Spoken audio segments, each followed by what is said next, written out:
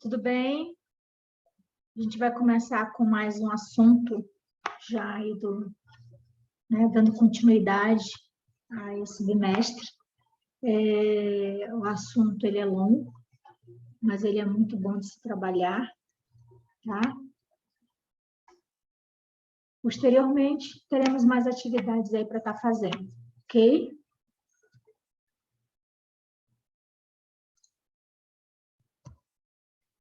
A gente começa aí com concreto, né? Com o passar do tempo, o concreto, a humanidade começou a mostrar aí que é capaz de construir N coisas, né? Verdadeiras obras de arte, em formato de edifícios, de pontes, de fundações, que as fundações a gente não vê, às vezes a gente vê uma estrutura metálica, mas não vê o que tem nela, acha até que não tem concreto, mas a fundação, ela está lá escondidinha, mas ela tem concreto, ela tem ferragem, tá? E o concreto, ele é utilizado, é um material construtivo utilizado no mundo todo. E ele tem um papel importante, né? Aqui a gente está vendo a gente vai ver algumas construções, ou seja, mega construções, tá?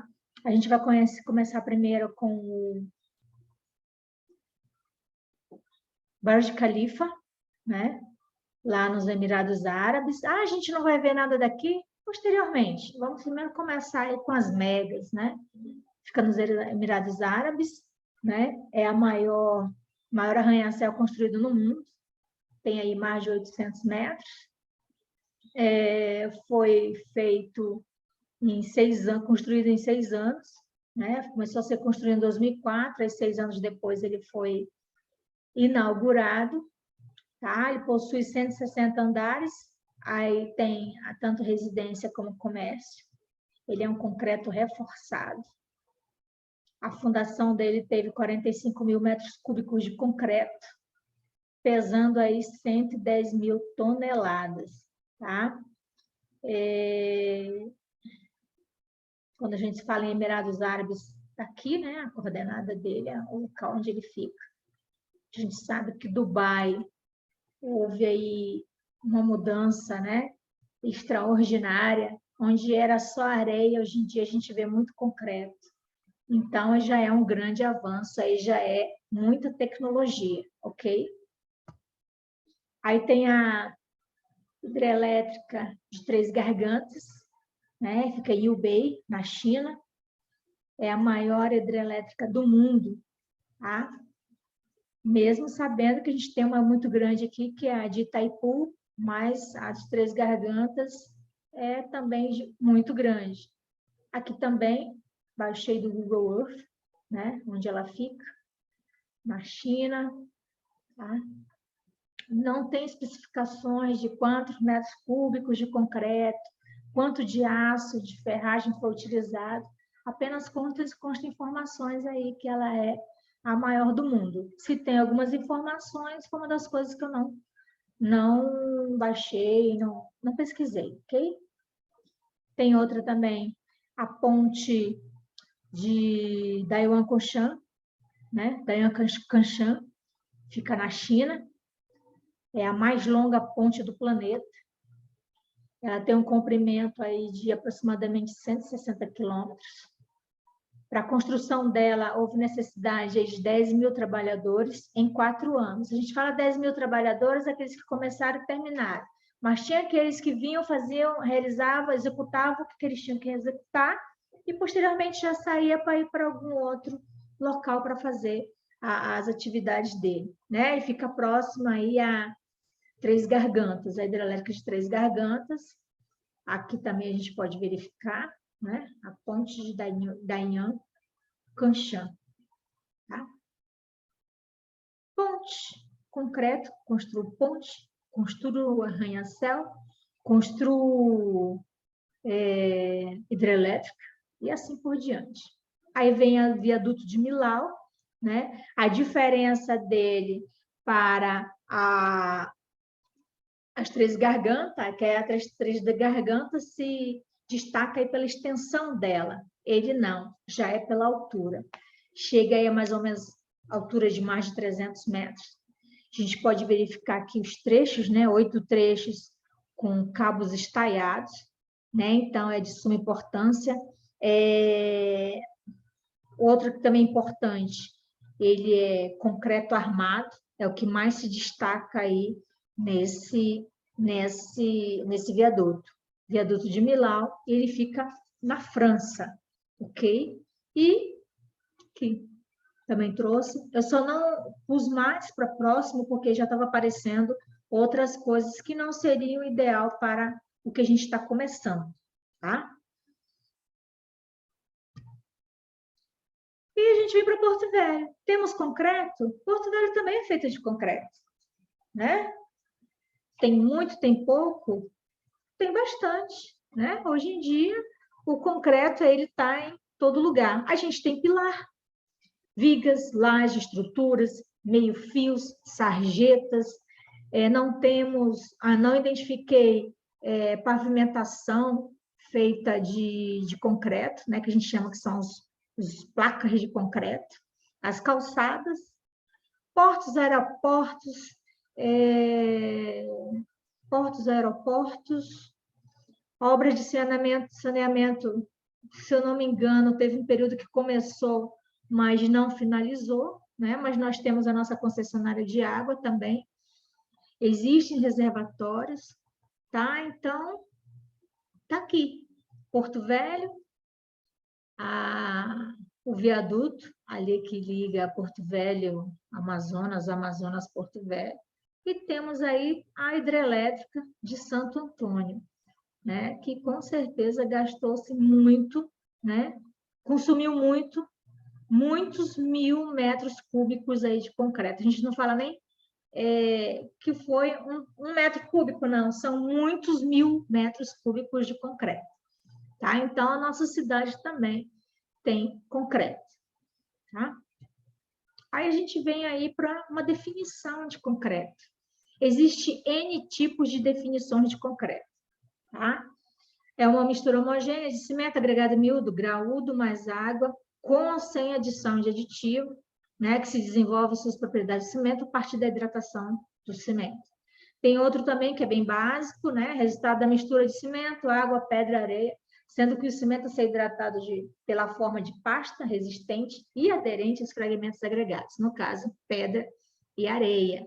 Quando a gente se fala em concreto armado, pedra, areia, mais o aço, tá? Formando aí um bloco monolítico, né? E o que é?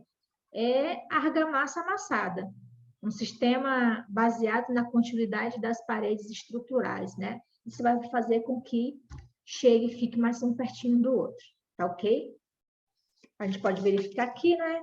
E não podendo esquecer que eles têm algumas coisas relacionadas. Por exemplo, o concreto, ele é resistente à água, tá? Então, diferente do aço e da madeira, né? O aço, mesmo que ele faça parte, por exemplo, do concreto armado, mas ele por não dá certo, né? A mesma coisa que madeira. A madeira teve umidade, ela já não vai ficar muito boa, tá?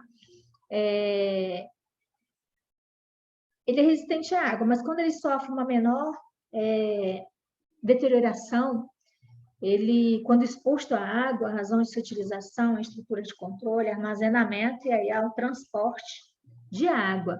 Existe também a plasticidade, né, que ela vai possibilitar obter formas construtivas anormais. O que é isso? Eu posso transformar um concreto em qualquer coisa. A gente pode ter como base aí Niemeyer, né? Brasília, pode ver outras construções que fazem com que eu possa modelar da forma que eu quiser, tá? Aí, no caso, se transforma em lindas obras de arte, né? Eu sempre digo que o concreto, ele é uma obra de arte, tá?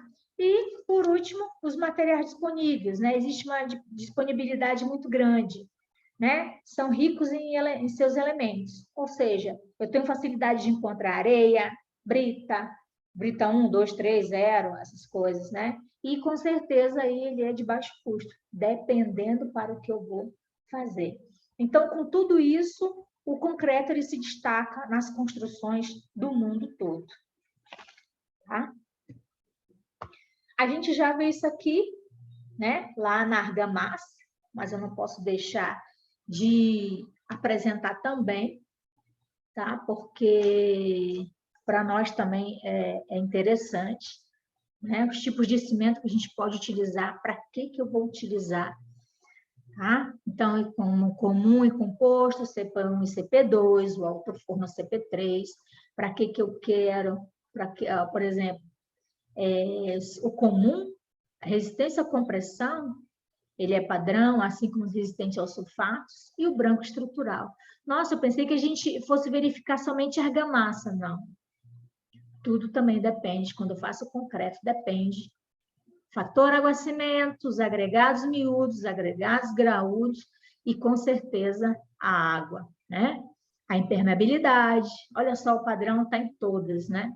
Agentes agressivos, no caso, água do mar e de esgoto, que é bastante agressivo, pode vir a acontecer uma deterioração desde que eu não faça da forma adequada, né? Por isso que a gente fala, tenho que ir para o laboratório fazer para ver se o que eu vou construir vai estar dando certo. E, claro, a durabilidade, ok? Aí vem aí, concreto, argamassa e pasta de cimento. A gente já viu isso, né? Em algum lugar, nas aulas de argamassa. A gente só vai repetir aqui os materiais para concreto: cimento, agregado miúdo, agregado graúdo e água, ok? E quais as diferenças entre eles? A gente já conhece a pasta de cimento, é mistura de cimento-água, tá? É feito através do aparelho de Vicat, né? Verificar o tempo de pega dela, o início, o meio e o fim. A argamassa já é mistura de cimento, areia e água. E o concreto, mistura de cimento, areia,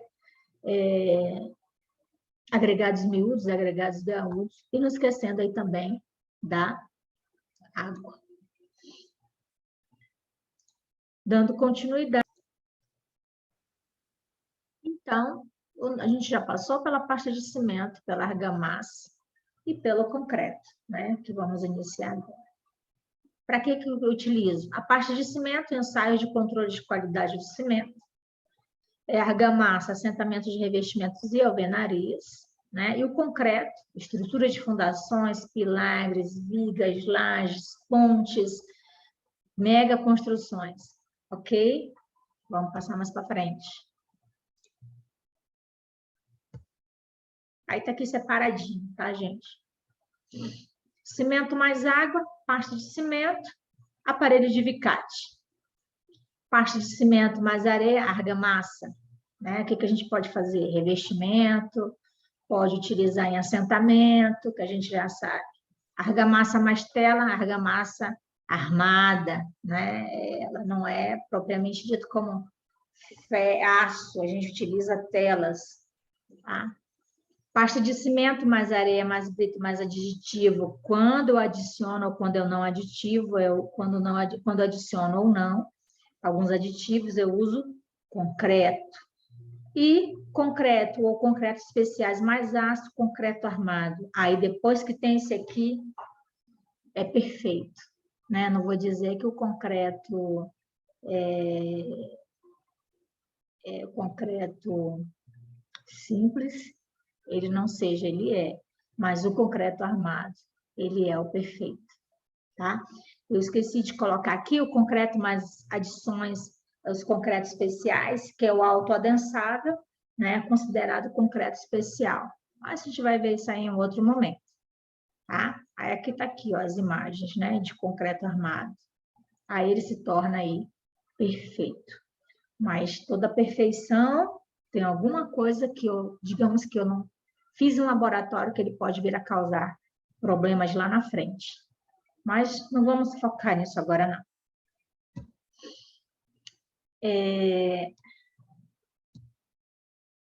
Quando eu falo de concreto, ele pode gerar uma patologia, tá, gente? Essa patologia, ela dá o nome de... O que é patologia? É uma anomalia, né? Vamos lá, uma delas principais, né? Carbonatação, com o processo físico-químico,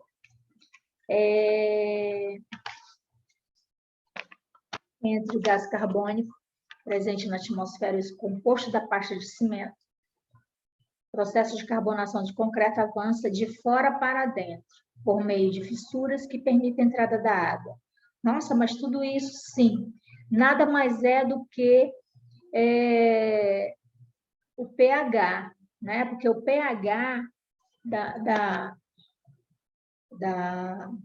massa, ele está em torno de 11 e 12 de pH, né? E quando eu junto o aço, que é um material de alta resistência mais concreto, ele se transforma em concreto armado. Com isso, ele tem um pH, e ele é bastante alcalino, que chega um pH de 11 e 12, pH de 11 e 12, né? Porque, por exemplo, a gente respira, o ar que a gente respira possui muitos gases, tá?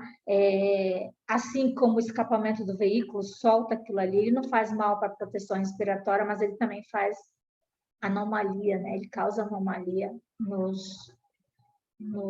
nas estruturas, desde que tenha uma fissura, uma trinca. A trinca é pior, teve trinca é pior, né? Então, se teve uma pequena fissura, ou então que a gente viu lá atrás, retração, a água já vai penetrar ali, o que vai vir a acontecer? A água vai diretamente para o aço, né? Aí, com isso, o aço começa a perder o pH dele, né? E vai juntar, assim, muita reação química entre o carbonato de cálcio, carbonato de magnésio, transformando os hidróxidos dos carbonatos, que dá o nome aí de carbonatação, né? E chega nesse processo, tá? Que é nada mais é do que a queda de pH, com consequente redução na proteção das armaduras. Ou seja, se a camada de concreto for muito fina, ou então digamos que ela já está no estado aí que nunca foi feita uma manutenção, aí vai haver um desgaste, a gente pode verificar, né, na imagem aqui ao lado, tá? Olha o que acontece, já ficou muito fino. Às vezes, eu participei uma vez de um trabalho que a laje já estava ficando dessa forma, mas por quê? Digamos que era para fazer com 12 centímetros, foi feito com 9, que quando a gente foi fazer a medição, deu 9 centímetros. Então, teve um desgaste muito grande e muito rápido para um condomínio de 4 anos, por exemplo, né? Então, é muito complicado, porque quando ele é muito fino, vai haver entrada de água e vai acontecer a desaspação, né? Que nada mais é que o início aí do processo corrosivo, né? Então, quanto maior a camada, melhor aí a proteção do concreto, do aço, tá? E a despassivação, o aço está protegido por uma camada passivadora que envolve o metal. Esta camada é formada por mantida devido ao elevado pH, no caso a gente falou anteriormente que era de 11, 12, na solução dos poros do concreto. Dessa forma, para que haja corrosão é necessário que a chamada passiva seja destruída. Então, tem que fazer toda uma manutenção, todo um cuidado para que não venha acontecer, nem o que tem na imagem 1, como na imagem 2. Olha como é que está ficando. Pode vir a acontecer coisa pior se eu não fizer a manutenção, se eu não tiver os devidos cuidados, com certeza, tá? Mas, com isso, né, como a gente está falando de patologia, tá? Ela pode acontecer alguns danos quando não tem aquele cuidado, tá? Fissuração do concreto. Olha aí o que acontece com a fissuração do concreto, né? Tem isso aqui eu posso arrumar, eu posso corrigir, posso, mas depende de como é que vai estar o aço. Por isso que existe uma limpeza existe um produto que a gente passa no aço, que é para poder começar a fazer. Ou a gente vai fazer um recobrimento, né? Para poder melhorar isso daí. E a perda da aderência, o que acontece? Começa a soltar, né? Aquele concreto que o cimento nada mais é, junto com seus aditivos, nada mais é de segurar isso daí, ele começa a se soltar. A gente dá um nome aí de perda de aderência. Não esquecendo também aí do destacamento, né? Do recobrimento do aço, né? Bem parecido com a perda de aderência, mas está aqui, tá? Aí vem o fato de que, como é que eu faço para que dê certo o meu contato com o laboratório? Eu sou engenheiro calculista, eu vou fazer tudo aí para que dê tudo certo, né? Então, a gente tem que estar em sintonia, o engenheiro calculista com o laboratório. O laboratório de dosagem de concreto. Lá eu vou ter todo o material, eu vou fazer os corpos de prova. Para o engenheiro calculista, o que ele tem que verificar? Se houve variação dos resultados. O que é isso? Se todos os corpos de prova que eu fiz, que a empresa, teoricamente, que eu contratei, se todos estão pelo menos aí na mesma linha. Ou seja, um deu 5 MPa, o outro deu 20. Então, se teve 5, 20, depois deu 9, já não está compatível para o que eu vou fazer de construção. Tá, gente? Então, tem que estar pelo menos na mesma linha, né? Se os valores estão parecidos ou lineares, vai dar segurança aí ao calculista. Mas não adianta o calculista só receber projeto e fazer. Não, gente, por isso que a gente fala que ou a concretagem é dentro da tua obra, se ela for fora, você tem que acompanhar também. O que a gente vê muito? Quando eu vou fazer concreto, se não está sendo dentro da minha obra, toda vez que chega, eu tenho que ir lá retirar corpos de prova, levo para o laboratório e faço para ver como vai ficar esse resultado. Se vai estar parecido ou igual do local onde eu pedi para fazer, né? Porque se tiver uma coisa diferente, aí não dá certo, né? Por exemplo, se não tiver compatível, poderá causar transtorno. Um deles é esse aqui, ó. O que a gente vê aqui na imagem? Parece que teve muita água, teoricamente teve muita água, né? E ficou aí os agregados aí aparecendo, né? Então, isso aí, para entrar água, para acontecer a carbonatação, tá muito fácil. Outra coisa, tá? A obra está para receber um concreto, né? Aí, a pessoa responsável recebe o concreto e percebe que ele está duro, um pouco duro. O que o responsável vai fazer se ele não tiver esse conhecimento? Ele vai adicionar água. Então, aquele fator de água-cimento que já veio do laboratório já não serve mais, né? Já foi por água abaixo. É até engraçado falar isso. Mas, se eu já venho com um água-cimento, uma dosagem perfeita do meu concreto, eu só venho para fazer o lançamento e eu adicionei mais água, aí eu vou ter problema mesmo. É o que está aparecendo aqui na parte superior, né? A gente pode esquecer também que, às vezes, algumas estruturas, né? Foi especificado um exemplo aí de verificação de ferragem, laboratório e tudo mais. Aí foi especificado um diâmetro X, e o laboratório disse que era um diâmetro XY. Aí o que acontece com esse XY, né? O agregado ele não vai passar entre as ferragens, porque era um diâmetro menor e passou um diâmetro maior, tá? Aí o que acontece? Pode ser que aconteça também problemas gravíssimos. Por isso que tem que ter muito cuidado, tá? E o engenheiro calculista? Ele vai ter acesso aos projetos, porque se ele não tiver acesso aos projetos, fica difícil de fazer os cálculos, né? Então, ele vai usar os projetos arquitetônicos como referência para fazer verificação da estrutura, do comportamento das seções, da compressão, de flexão dos esforços, né? Com isso é encontrado uma resistência que vença a ação das estruturas. Outra coisa, junto com o laboratório, lá vem dizendo de quanto que foi. A mesma coisa tem que, quando o engenheiro calculista tiver esse resultado, ele tem que ver se vai dar certinho com o que ele fez, junto com o que o laboratório fez dos seus corpos de prova, tá? Com tudo isso, da resistência que ele encontrou, daquela quantidade de concreto, dá tudo certo, da estrutura, cada ponto que eu identifiquei, eu vou encontrar a resistência. A resistência é o FCK. E o que é o FCK? Resistência característica do concreto à compressão. O resultado dele tem que dar em MPa, né? Megapascal. Mas o que é isso? Desculpa, é só a unidade que exprime FCK. 5 MPa, 10 MPa, né? 50 MPa, 30 MPa, 25. Então, depende muito do que eu vou fazer, tá? O concreto, muito importante. O concreto, ele deve ser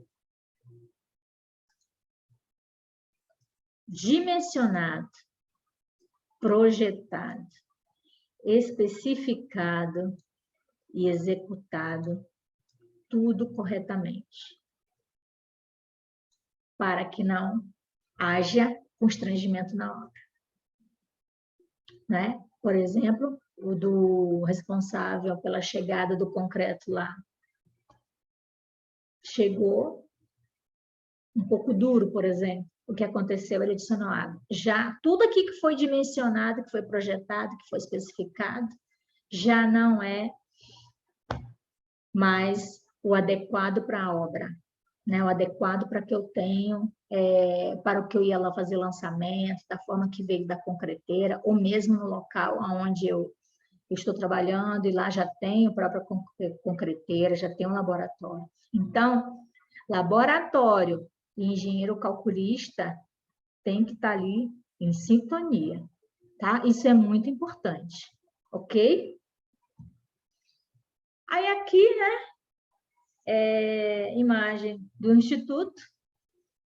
A gente sabe, aqui na frente pode verificar que ainda tem os bloquetes, mas hoje já está tudo concretado, né? Está havendo uma reforma, então ele está passando por mudanças. E a gente já via que tinha concreto, agora tem concreto, mais concreto, né? Então, a gente está aí pronto para daqui a pouco ir para as aulas presenciais, não é? Então, a gente não pode esquecer que Porto Velho tem concreto, Porto Velho tem calçada, existem prédios que possuem lajes, que possuem vigas, pode até observar o próprio Instituto, tem vigas, com certeza tem fundações, que se não tivesse fundações, o nome já diz, já tinha fundado, né? É uma outra coisa também que tem que saber dimensionar uma fundação, um pilar, uma laje, tá? E assim sucessivamente. A gente fica por aqui, né? E até a próxima. Obrigada!